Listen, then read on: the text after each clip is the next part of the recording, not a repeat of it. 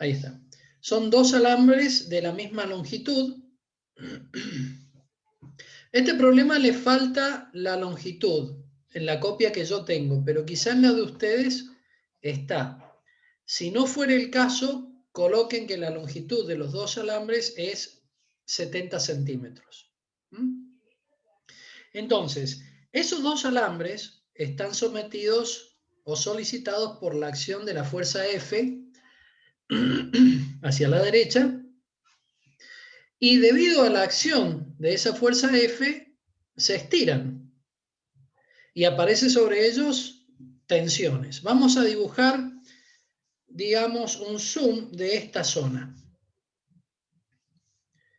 Por ejemplo, el alambre superior,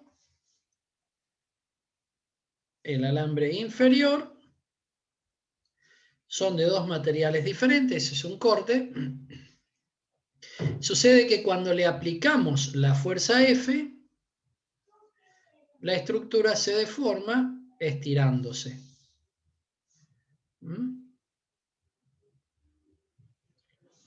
O sea que varía su longitud. Se produce un cierto alargamiento delta L. ¿Por qué?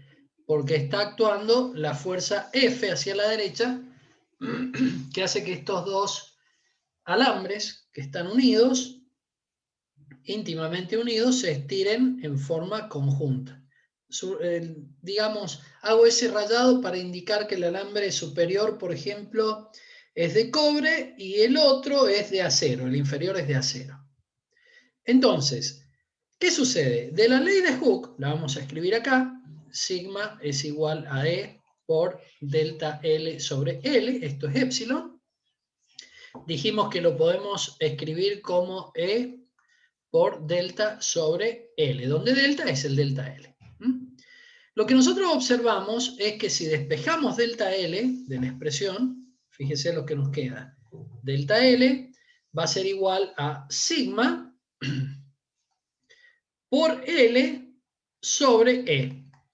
Ahora, esto implica lo siguiente, que el delta L del cobre va a ser igual a la tensión que actúa en el alambre de cobre por la longitud L, los dos tienen la misma longitud, dividido el módulo de elasticidad de ese material. El delta L del acero va a ser igual a la tensión que soporte esa barra por la longitud L, es la misma, dividido el módulo de elasticidad del acero. Entonces, como el delta L del cobre y el delta L del acero es el mismo, recuerden, delta L es único. O sea, el delta L del cobre y el delta L del acero es el mismo, es delta L. Entonces podemos igualar estas dos expresiones.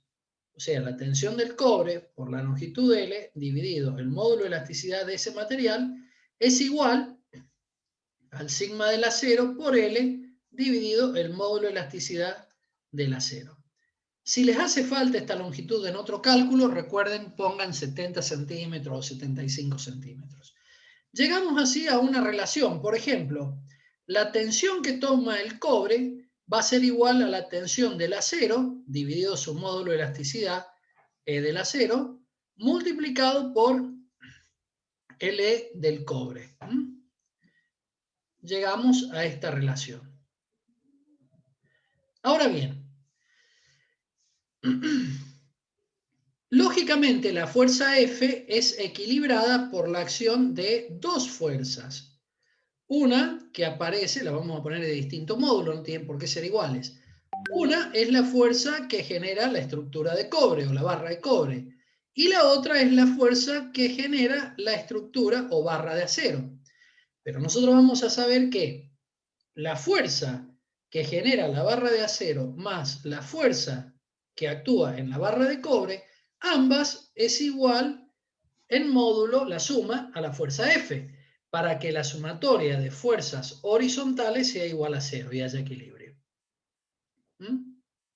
Entonces tenemos ahora otra ecuación para poder seguir modelando el problema.